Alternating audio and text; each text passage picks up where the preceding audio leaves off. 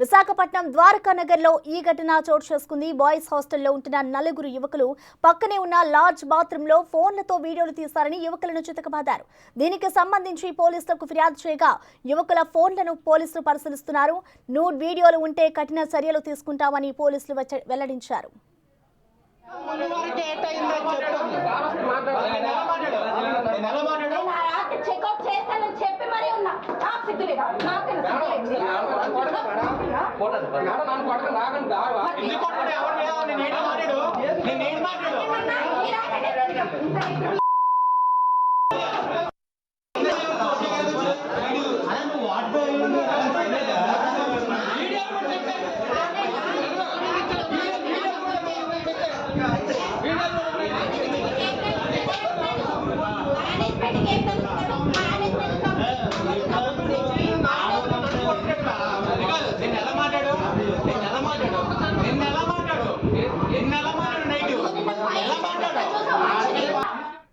ఈ ఘటనపై పూర్తి డీటెయిల్స్ ని మా ప్రతినిధి రాజు అందిస్తారు. రాజును మనం చూస్తున్నాం, ఇటు నూడ్ వీడియోలు తీశారు అంటూ కూడా యువతులైతే యువకులను చితకబాదుతున్నారు.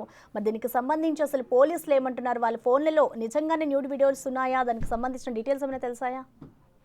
వీడియోస్ కు సంబంధించి అయితే ఒక్కటి కూడా ఇటు పోలీసులకు కానీ లేదా లాడ్జ్ లో ఉన్నటువంటి వాళ్ళకి కానీ ఏ ఒక్కరికి బయట పెట్టినటువంటి పరిస్థితి లేదు. కాకపోతే ముఖ్యంగా చూస్తే ఈ హాస్టల్, అదే విధంగా బాయ్స్ హాస్టల్, అదే విధంగా సవేరా హోటల్, ఈ రెండు కూడా సైడ్ బై సైడ్ ఉన్నాయి. రెండిటికి మధ్యన ఒక అంటే 5 అంగుళాల గ్యాప్ మాత్రమే ఉంది.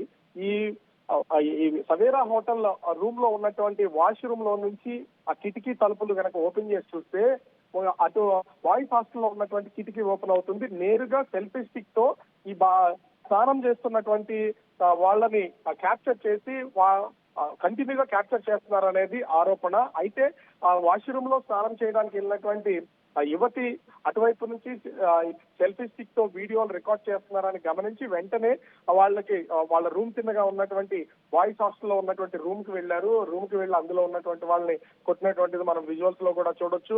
ఆ విజువల్ లో వాళ్ళు కొడుతున్నటువంటిది, అదేవిధంగా నలుగురు యువకులు ఉన్నటువంటి నేపథ్యంలో నలుగురు యువకుల్ని కూడా పోలీసులకు అయితే ఫిర్యాదు చేశారు. ఘటనా స్థలానికి వచ్చినటువంటి పోలీసులు ఆ నలుగురిని కూడా తీసుకుని వెళ్లి పరిశీలించారు. వాళ్ళ మొబైల్స్ ని స్వాధీనం చేసుకుని వాళ్ళ మొబైల్లో ఎక్కడైనా సరే న్యూడ్ గా వీడియోలు తీశారని చెప్తున్నారు కదా, ఆ న్యూడ్ వీడియోస్ ఉన్నాయని లేదని పరిశీలించినటువంటిది అయితే ఉంది. అయితే ఈ సంఘటన నిన్న వెలుగులోకి వచ్చింది. నిన్నటి నుంచి ఇప్పటి వరకు కూడా పోలీసులకు ఆ విధమైనటువంటి వీడియోలు దొరకలేదు. ఎందుకంటే ఆ రూమ్ లోకి ఎవరు వచ్చి స్టే చేసినా కూడా వాష్రూమ్ లోకి వెళ్తే ఖచ్చితంగా ఆ పక్కన ఉన్నటువంటి హాస్టల్ గదిలో నుంచి అటు మొబైల్ ఫోన్ ని సెల్ఫీ స్టిక్ ఆధారంగా కానీ లేదా నార్మల్ గా కానీ ఖచ్చితంగా ఆ వీడియో తీసే అవకాశం అయితే ఉంది. ఎందుకంటే కిటికీ దగ్గర మొబైల్ ని కొంచెం క్రాస్ చేసి కనుక పెడితే ఆ లోపల వాష్రూమ్ లో ఎవరున్నా కూడా షవర్ దగ్గర కానీ లేదా సింక్ దగ్గర ఫేస్ వాష్ చేస్తున్నా కానీ చాలా క్లియర్ గా అందులో రికార్డ్ అవుతుంది. ఈ కోణంలోనే ఒకవేళ వీళ్ళు వీటిని ఎవరికన్నా ఫార్వర్డ్ చేసి వాటిని ఏమన్నా డిలీట్ చేశారా, మొబైల్లో ఏమీ లేకుండా జాగ్రత్త పడ్డారనే కోణంలో కూడా నలుగురికి సంబంధించినటువంటి మొబైల్ ఫోన్స్ తీసుకుని పోలీసులు అయితే వాటిని తనిఖీ చేస్తున్నటువంటి పరిస్థితి అయితే ఉంది. వాటిని రికవరీ చేస్తే కనుక ఎవరన్నా దీనికి సంబంధించి ఎవరి వీడియోలు ఉన్నాయా లేదనేది బయటకు వస్తుంది.